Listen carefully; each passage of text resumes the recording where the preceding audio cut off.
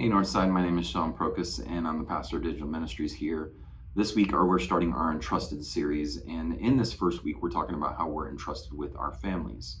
I have three kiddos, 16, 18, and 20, and I have to say that it's been one of the biggest joys of my life is raising them, but I also have to say that it's been difficult. So let's take a look at some scripture and talk a little bit about how we're entrusted with our families and how we can serve and lead them better. So in Deuteronomy, I'm going to look down here on my iPad underneath here. You can't see and read from that, but from Deuteronomy chapter 6, Moses is talking here to the people of Israel, and he says this: "These are the commands, decrees, and laws the Lord our God directed me to teach you to observe in the land that you are crossing the Jordan to possess, so that you, your children, and their children after them may fear the Lord your God as long as you live by keeping all his decrees and commands that I give you, so that you may enjoy long life.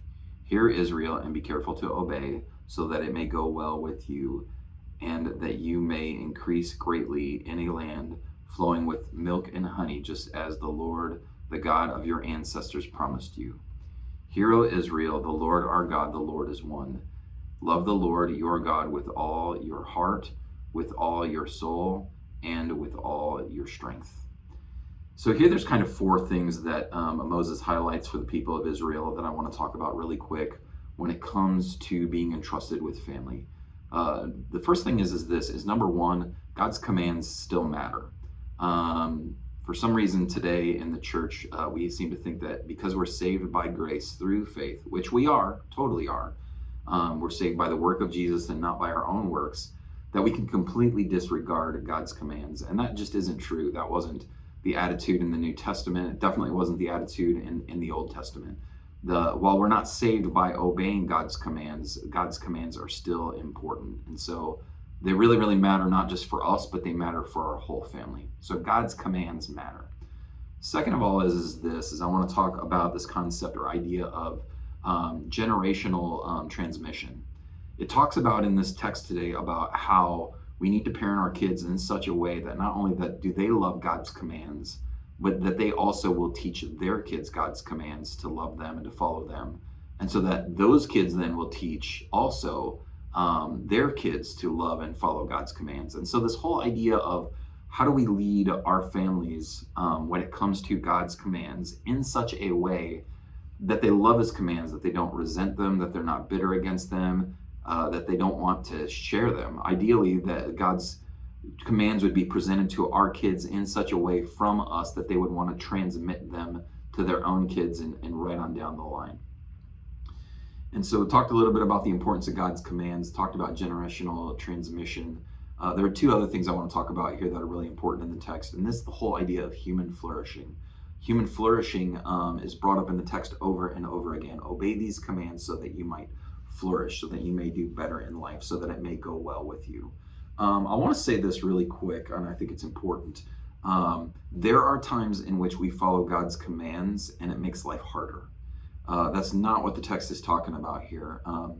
But the whole idea is that when we follow God's commands, we flourish in that there are earthly rewards and there are kingdom rewards. And so sometimes we follow God's commands and things in this life do go better for us, like we have better relationships or healthier marriages, or we stay out of trouble. But there are also times too where we follow God's commands and they actually lead to some level of trouble in this life, but there are kingdom rewards in it. And so, but nonetheless, that's still a form of flourishing. And so we want to obey God's commands because they lead to human flourishing, both in this life and in the kingdom to come in heavenly rewards. And the last thing is this: we want to obey God's commands and we want our kids to obey them too, because it leads to loving God. If you read verse 5, it talks about love the Lord your God with all your heart, with all your mind, with all your soul, and with all of your strength. And I just really, really want to encourage you that when we teach God's commands, it's in such a way that it prompts our kids to love God, not resent him, to not be bitter. There is a way in which we teach God's commands where we empower our kids and encourage our kids, versus there's another way to teach God's commands where it's just based out of legalism and judgment. And so we want to teach our kids to love God's commands and follow them, not just to follow them out of guilt or shame or to follow them bitterly or problematically. So just want to encourage you again, God's commands matter. Generational transmission, teach faith in such a way, and God's commands that it passes down. Want to encourage you to love God's commands because it's linked to human flourishing, and want to encourage you to love and follow God's commands because ultimately it leads to a better relationship with God. So, you guys, God bless. Have a great week.